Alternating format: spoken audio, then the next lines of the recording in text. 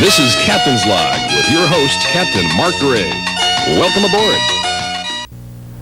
Sea tales are true stories with a safety message by people who have been out in the ocean and know what things can go wrong and how to handle it. And we'll be back to tell a sea tale right after this. Racing at 140 miles per hour. It's all in a day's work for world champion race driver Bill Seabolt. When Bill's not racing, he's out pleasure boating, following the safe boating rules. He knows that over half of boating accidents are alcohol-related. That's why it's against the law to operate a boat while intoxicated. Take Bill's advice. Next time you're on the water, think before you drink, and don't forget to put on one of these. Smart skippers stay sober. A boating safety message from the United States Coast Guard.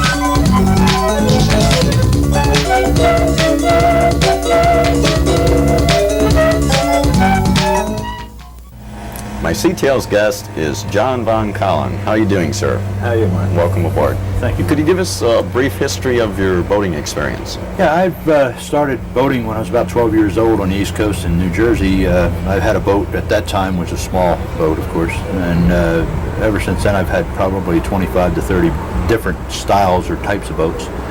I was in the Sea Scouts that was sponsored by the Coast Guard Auxiliary on the East Coast. And for a period of time, I got out of boating when I lived in the desert in San Bernardino County. We then decided to come back to the ocean and purchased a 31-foot boat and liked it so much here in Channel Islands Harbor that we purchased this 40-foot Nova, and we're liveaboards here in Pacific Corinthian Marina. Well, this looks like a comfortable boat to live aboard, without a doubt. We enjoy it very much. It's very quiet, peaceful down here during the week, and if the people come down on the weekends, it livens up a little bit. Well, I understand you have a sea tale for us, a true story with a safety message. Yes, this past July the 4th, our Pacific Corinthian Yacht Club group decided to go to a cove called Forney's Cove. And if you know anything about Santa Cruz Island, Forney's Cove is at the west end of Santa Cruz Island, and it's behind the little hook in the island. And the cove itself is very smooth. However, you have winds generally from 20 to 45, 50 knots most of the time. And on this particular cruise, we had my son John and his girlfriend Eileen with us. And we anchored in a very nice spot. The winds were blowing pretty good, but the cove was smooth, and we were there for a couple of days, and we had no anchor problems at all. Everything was great. It was running along real good, except the wind. And one of the days, they decided they wanted to go diving, scuba diving. And when they went scuba diving, they said that they wanted to use one of our inflatables, which is the inflatable on top of the boat here. And we don't have a motor for it, but we have a second inflatable that we use, and we tow it along whenever we have guests. Well, with all the equipment you have to carry when you're diving, we decided to load all the equipment in the second inflatable and tow them over to the spot that they wanted to dive within the cove.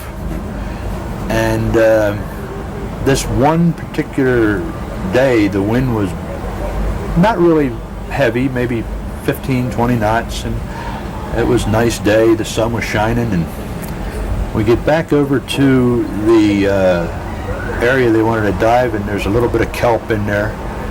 So they did their diving. We tied off to the kelp, did their diving. They were down for maybe 30, 35 minutes. Came back up, and we decided that we were going to get ready to leave.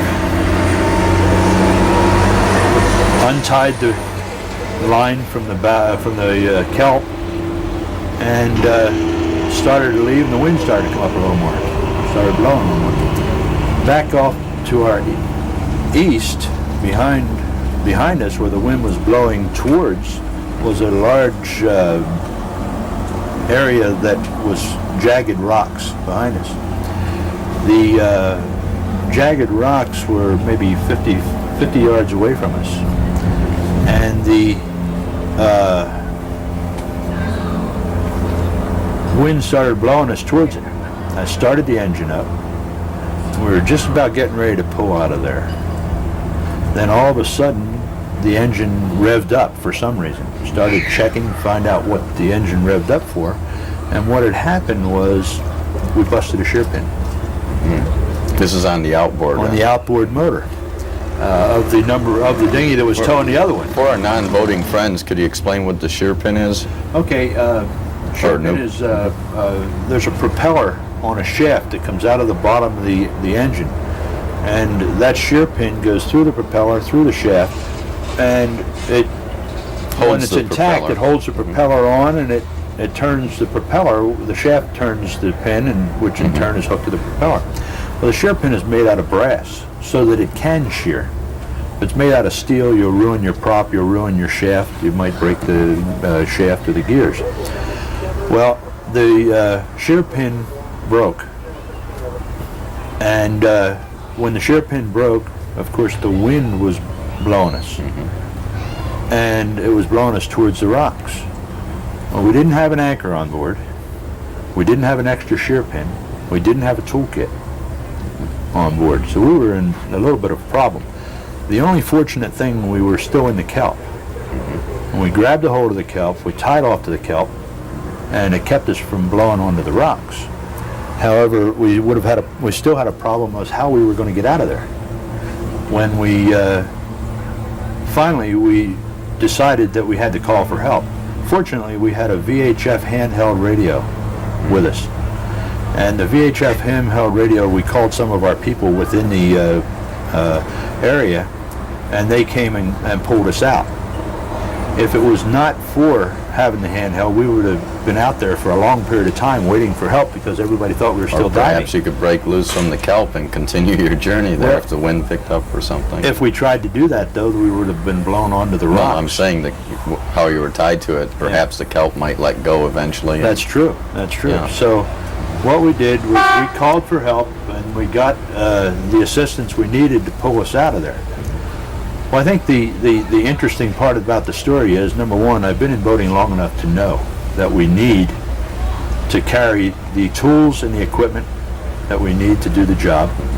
We need to carry extra shear pins.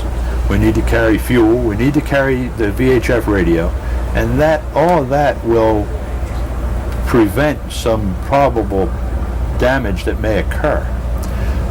I think it's important for everybody to know when they go out there. They're never going to know what they're going to need when they go. They should have all the safety equipment they need. If they don't have the safety equipment they need, they could get themselves in trouble. And I have seen many, many people out there in an inflatable raft, and you ask them if they've got fuel, if they've got shear pins, if they've got toolkits, and nobody has that equipment. Nobody really. Another thing is, like, you might need a spark plug. You might need the wrench for the spark plug or a wire or this. I find it's handy to have little clamps and accessories also. Generally, the little clamps and things of that nature are ones that you need if you have a separate gas tank. If you have a gas tank within the motor, then you don't need that. But it's very handy to have the VHF radio is one of the most important pieces of equipment I think you should have to call for help. Yeah, because you can't anticipate every situation, but that VHS can get you help. That's right. And in this case, it did help us. They cost, I think, about $250. It's really an investment worthwhile. Plus, on a lot of boats, people run their battery down and the radio doesn't work and stuff. So VHS is good. Well, this has been Captain's Log, Sea Tales, true stories that could save your life. And we'll be back with another one right after this.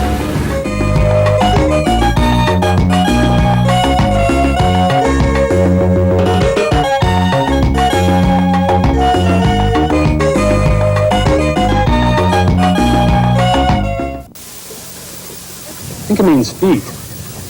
Ahoy there, mates. May I give you two a word of advice? Skipper! I spent many years on a deserted island, and one of the important things I learned is don't leave the harbor without knowing the boat or the rules of safe boating. You can learn them, too, by taking the free instruction sailboat course from the squadron. Here. The squadron won't leave you stranded. We racing at 140 miles per hour. It's all in a day's work for world champion race driver Bill Seabolt. When Bill's not racing, he's out pleasure boating, following the safe boating rules. He knows that over half the boating accidents are alcohol-related. That's why it's against the law to operate a boat while intoxicated. Take Bill's advice. Next time you're on the water, think before you drink, and don't forget to put on one of these. Smart skippers stay sober. A boating safety message from the United States Coast Guard. Right, full rudder! Right, full rudder, sir! Pull out! Not you, the boat! Aye, sir! Give him a broadside. Brilliant maneuver, sir! That's because I took a free boating course. You mean I could handle a boat as well as you if I took a boating course? Anyone could. All you have to do is call Boat US Foundation's toll-free hotline, 1-800-336-BOAT, for more information about a course near you. Aye, sir! Now back to the battle! Ooh, look out for the paddle boat! Relaxing on a boat can mean wonderful memories. Ooh, I got one! But you can't make good memories on the water unless you know how to boat safely. To find out where to take a free boating safety course, call the Boat US Foundation at 800-336-BOAT. If I'd taken a course, I'd have some better memories.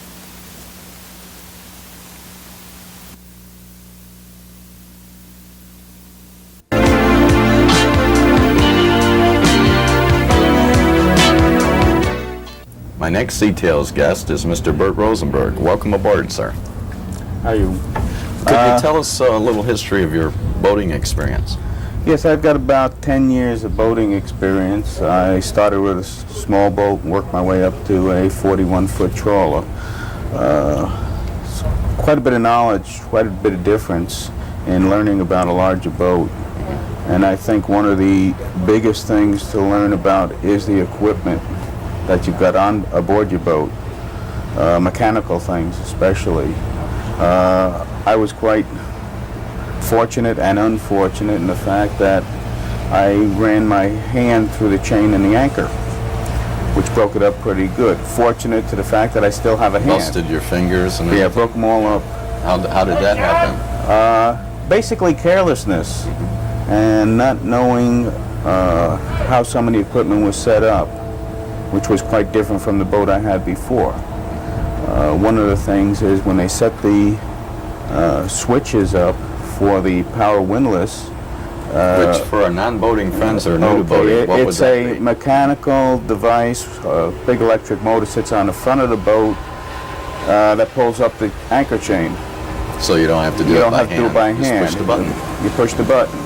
The button on my boat happened to be located in quite a dangerous position, which was right under the chain.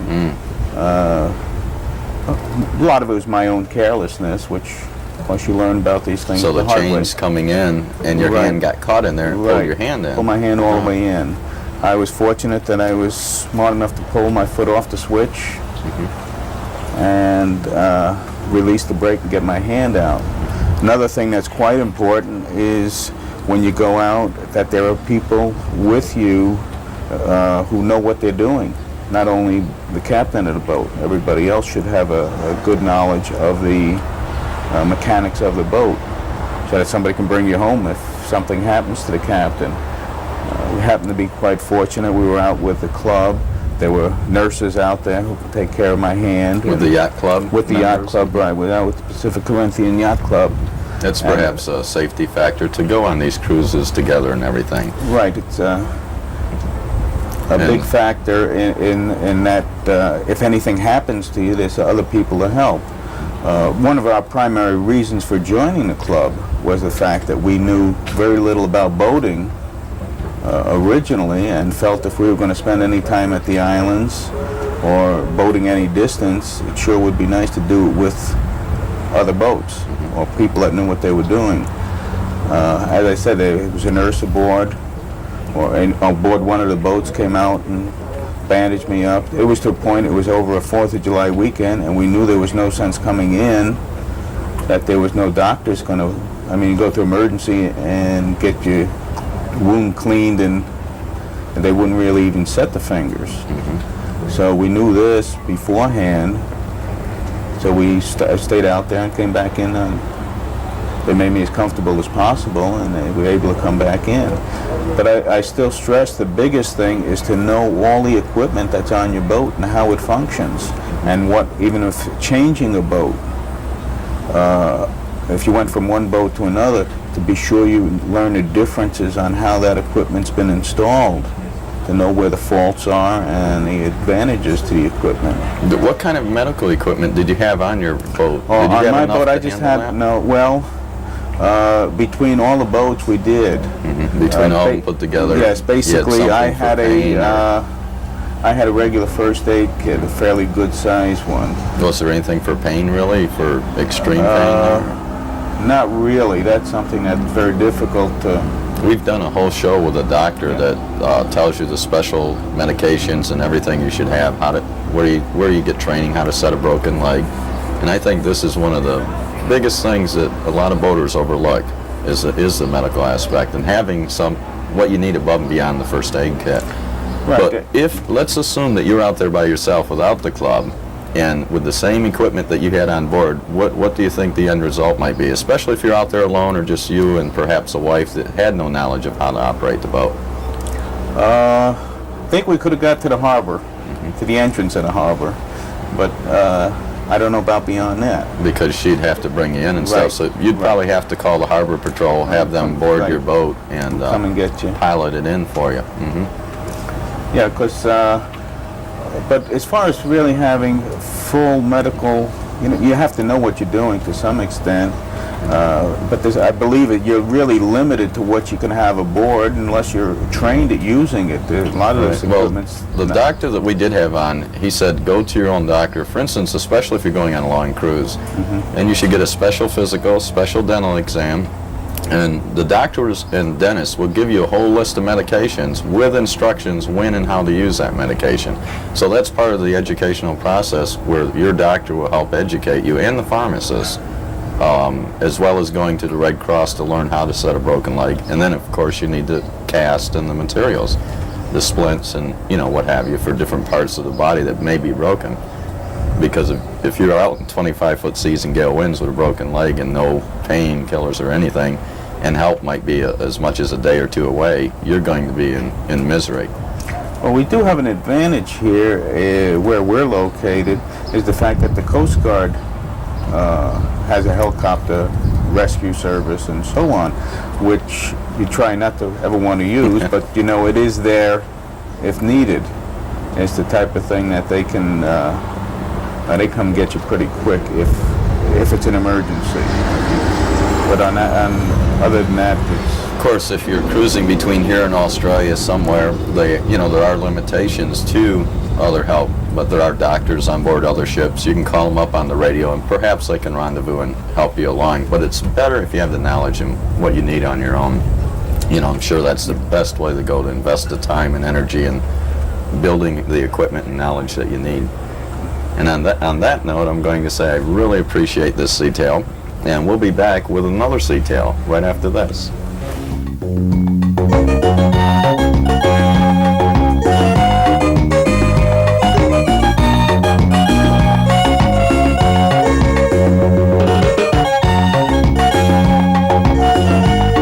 What are you going to do with a drunken sailor? What are you going to do? There was a time when a safe crossing over hazardous seas was cause for celebration, and sailors developed a rather high-spirited reputation. Today, the seas are less hazardous, but many sailors continue to celebrate, and alcohol-related boating incidents are on the rise. What's one thing you can do with a drunken sailor? Keep him off the helm.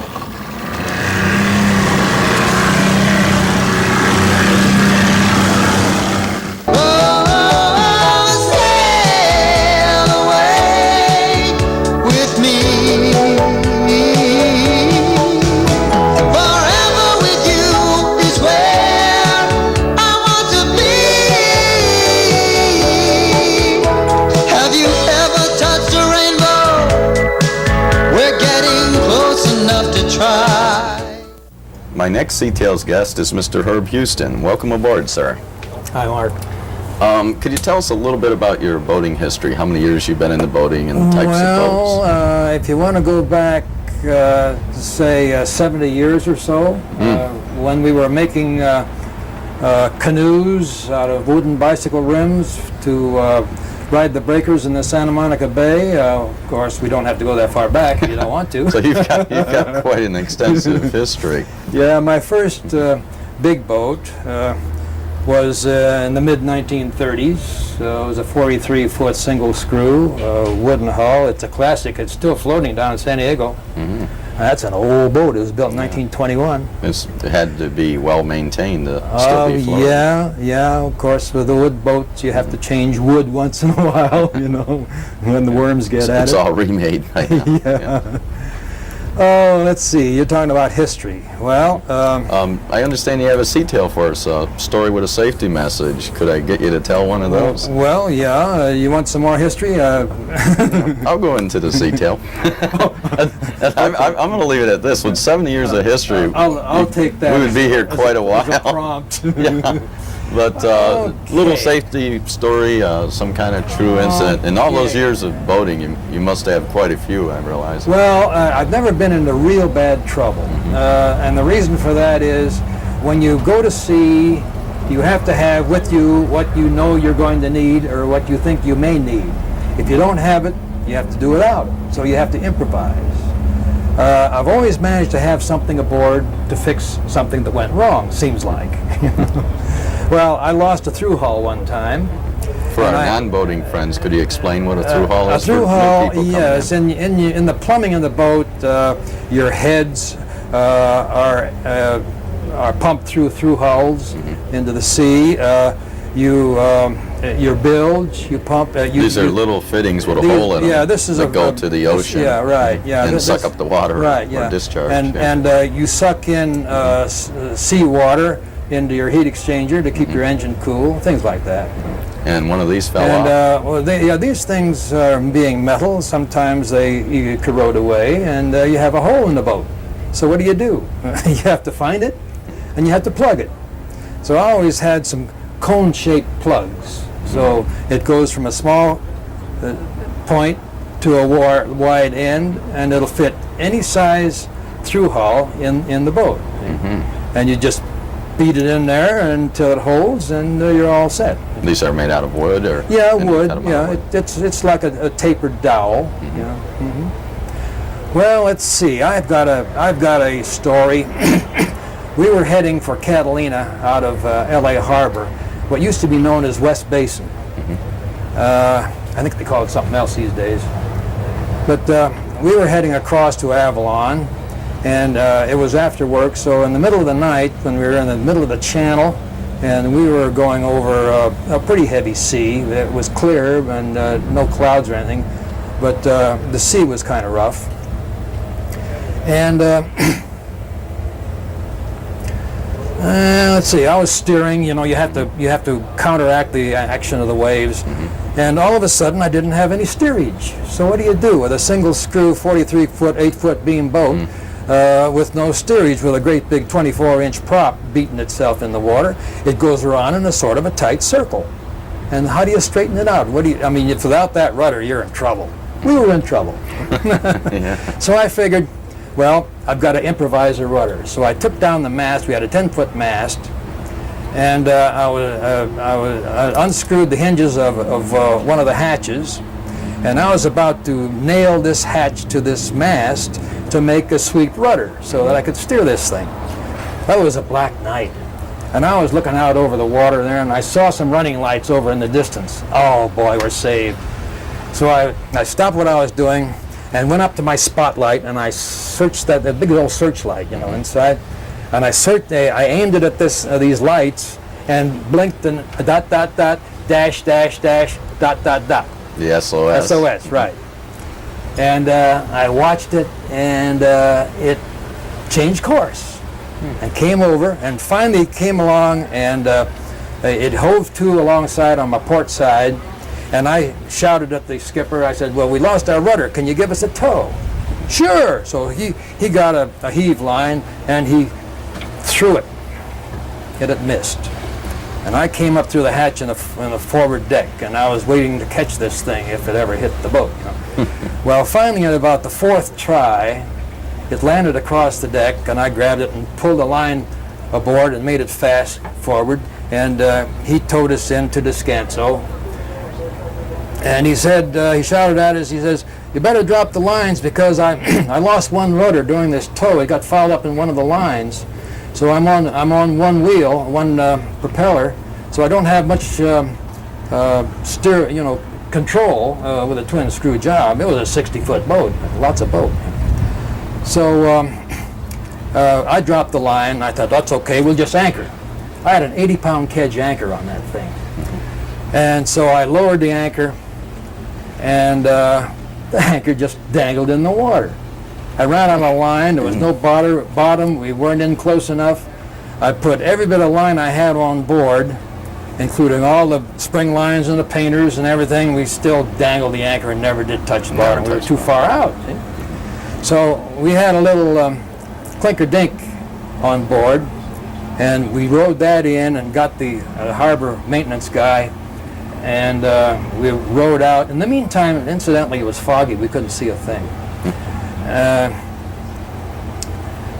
But well, we got about 30 seconds left. So. Well, I'll tell you, we found the boat out there in the fog, and we towed it in, and that was quite a harrowing experience. Yeah, to be out there without anything can happen. Yeah, anything can happen, and chances are sometime it will, and you better be prepared. That's and on that note, I appreciate you coming.